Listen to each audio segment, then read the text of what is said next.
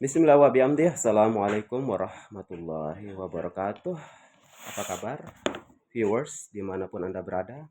Kali ini berjumpa kembali dengan saya Jauhari Dwi Kusuma SHMH, pakar hukum multidisipliner perspektif, kajian hukum multidisipliner ya dengan perspektif tasawuf Islam ya.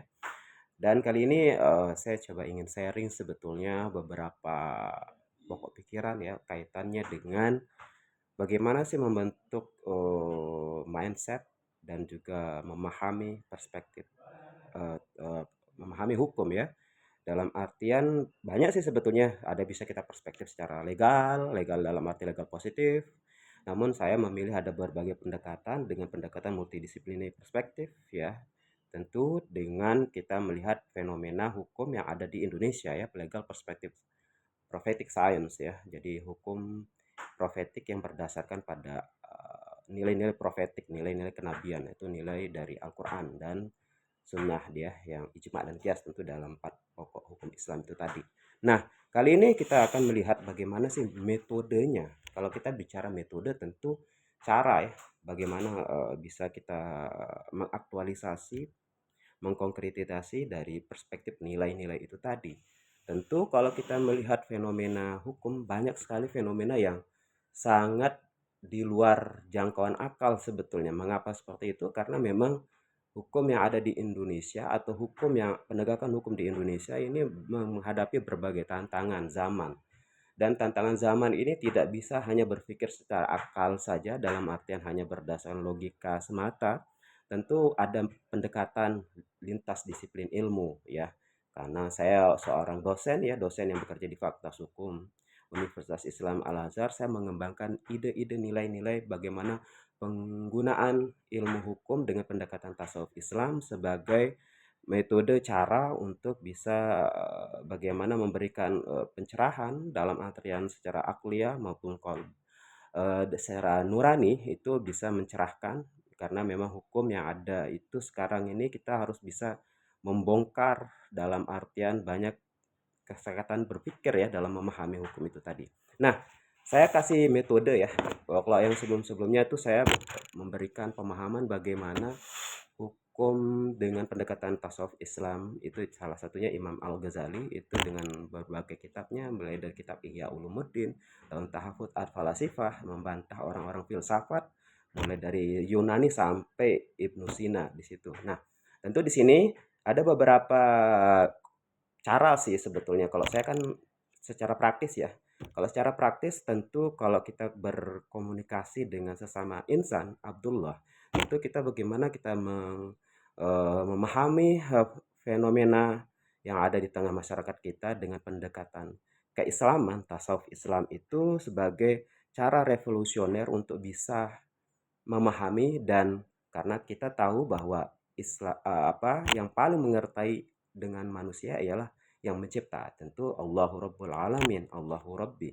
Nah, tentu di sini bagaimana caranya? Tentu ada beberapa pendekatan, yang salah satunya saya membaca buku dari ini saya pernah membeli langsung ya di penerbitnya Hasanah Pustaka Islam Turos ya. Di sini di penerbitnya dari Jakarta Selatan ya. Nah, di sini penulisnya ialah ini Al-Farabi, dengan judul kitabnya itu yakni Seni Berbicara dengan Logis dan Tertata. Al-Farabi pengantarnya, ini yang memberikan pengantar dari buku ini ialah Profesor Dr. Mulyadi Kertanegara. Nah, apa sih sebetulnya isi konten dari buku ini ya, sebagai salah satu cara ya. Kalau yang pendekatan tasawuf al-falasifah mungkin itu cukup terlalu berat. Nah, mungkin yang lebih praktis, yang lebih mudah bagi teman-teman yang ingin mau mengembangkan pemahaman dengan lintas disiplin ilmu atau multidisipliner perspective science atau legal prophetic science, saya rekomendasikan buku ini, yakni Seni Berbicara dengan Logis dan Tertata ya. Kalau kita ingin mau memberikan pemahaman terhadap sesuatu, tentu kita punya harus konstruksi berpikir yang jelas, logika yang matang, tidak sesat pikir, dan juga tidak menimbulkan prasangka-prasangka. Nah, ini kita coba bagaimana sih metodenya, caranya seperti apa. Nah, coba deh baca buku ini, Logika Komunikasi. Nah, judulnya Pedoman Silogisme. Ya, kalau kita tahu kalau silogisme itu kan berarti bagaimana kita mengatur tata pikiran kita. Logis kan? Logis itu berarti tersusun, tertata, rapi, dan sistematis. Nah, lalu bagaimana pedoman silogismenya? Yaitu logika dalam berretorika. Jadi logika dalam berretorika ini ditulis oleh Abu Nasr Al-Farabi Al-Muallim Al-Thani, guru kedua ya. Ini lahir di Uzbekistan 870 Masehi, wafat di Damaskus 950 Masehi. Nah, lalu apa sih kalau kita lihat dari peta bukunya ya, saya biar lebih ringkas ya, biar bisa nanti teman-teman bisa baca dan kita coba diskusikan bersama nanti pada saat nanti saya upload di video ini di YouTube channel saya di Ilmu Hukum Pidana, di Ilmu Hukum Pidana Ilmu Hukum Pidana Unizar gitu ya. Nah, pokok pembahasannya ya ini menjabarkan cara-cara melakukan penarikan kesimpulan secara deduktif. Ini yang paling utama ya. Bagaimana sih cara, metode berpikir yang kalau kita berpikir tuh tentu kita menggunakan pendekatan pertama al-alaq 1 sampai 5 ya ini pertama bismillahirrahmanirrahim. A'udzubillahi minasyaitonirrajim. Bismillahirrahmanirrahim. Iqra bismi rabbikal ladzi khalaq khalaqal insana min 'alaq. Iqra wa rabbukal akram alladzi 'allama bil qalam 'allamal insana ma lam ya'lam. Nah, menjabarkan itu caranya dengan cara apa? Penarikan dengan kesimpulan. Jadi metode silogisme itu ialah mensusun logika dengan deduktif yang tepat. Nah, berarti ini sama halnya dengan metode secara keilmuan yaitu deduktif ke induktif. Nah, bagaimana caranya nih? Cara-cara yang dipergunakannya apa?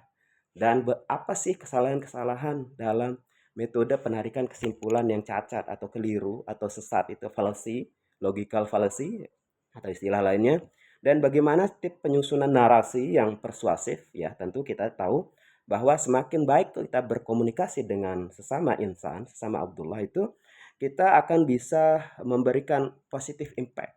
Nah, ini menjadi gaung yang sering diulang oleh Kementerian Pendidikan yang sekarang ini menjadi apa namanya sorotan bagaimana rusaknya bobroknya sistem pendidikan yang ada di Indonesia. Namun kita coba memberikan perspektif bagaimana caranya membangun komunikasi yang persuasif atau asertif. Yang berikutnya, apa sih kesalahan-kesalahan yang seringkali dalam hal komunikasi dan bagaimana implikasinya?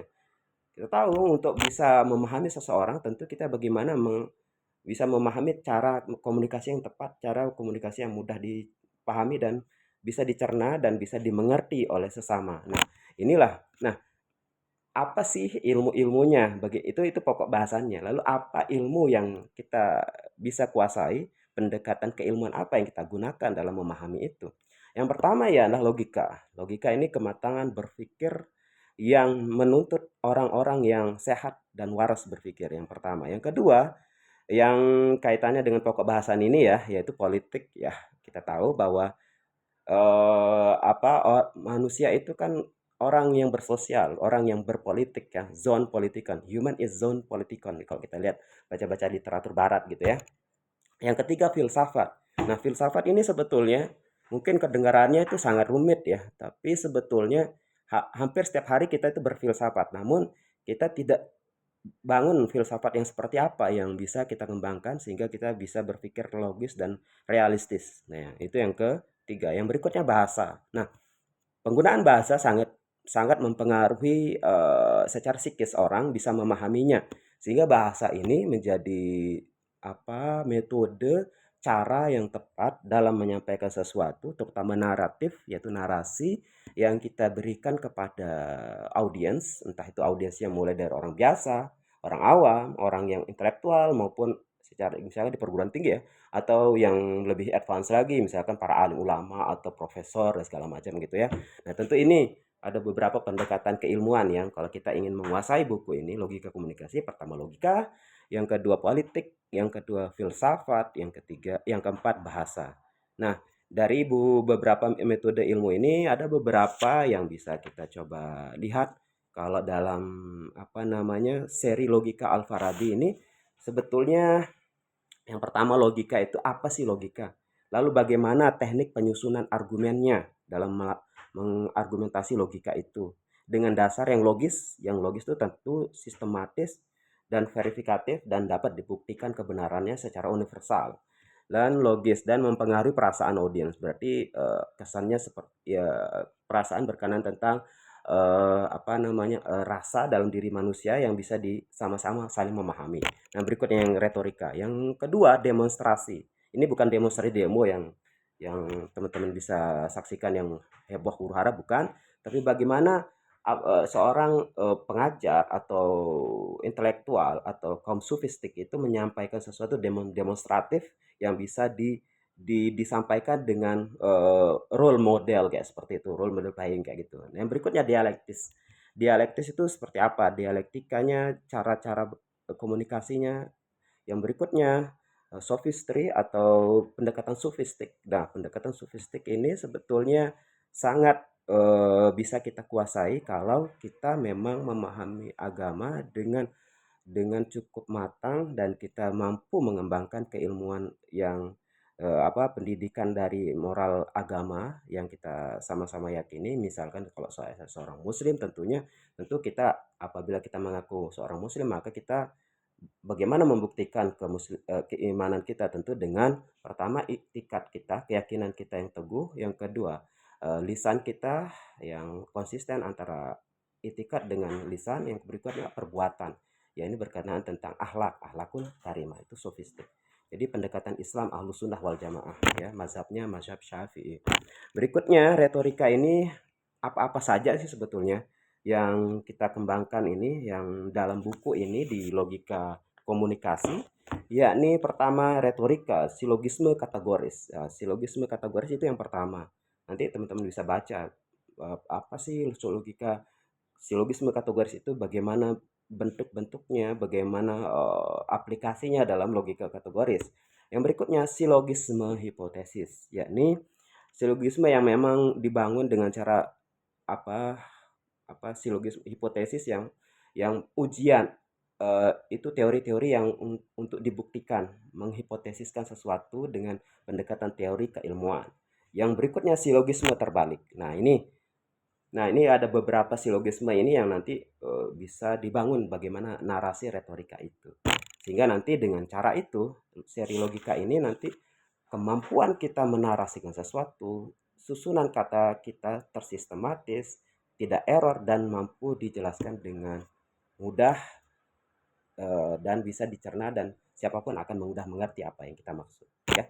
Tentu kemampuan ini sangat dibutuhkan untuk kaum intelektual, ya, terutama para dosen maupun guru yang memiliki keilmuan namun susah menyampaikan bagaimana caranya. Tentu ini logika komunikasi ini menjadi sarana yang penting banget untuk bisa kita kembangkan, ya.